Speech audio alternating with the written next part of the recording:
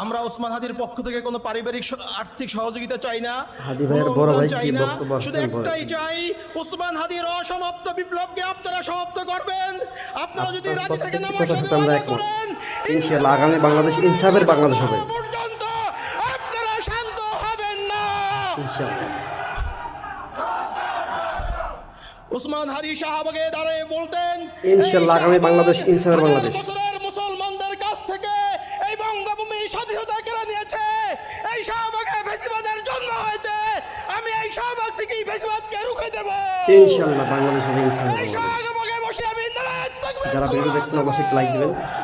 যদি আপনারা হাদিকে ভালোবাসেন, হাদির হত্যার বিচার চান, ওই শাহবাগকে ফ্যাসিবাদ মুক্ত ভারতীয় সবাই সত্যের পথে থাকার চেষ্টা করবেন। কায়েম করতে হলে আমি সকল বাংলাদেশের সকল মানুষকে বলতেছি, সবাই সত্যের পথে থাকার চেষ্টা করবে, ইনসাফের পথে থাকার চেষ্টা করবে।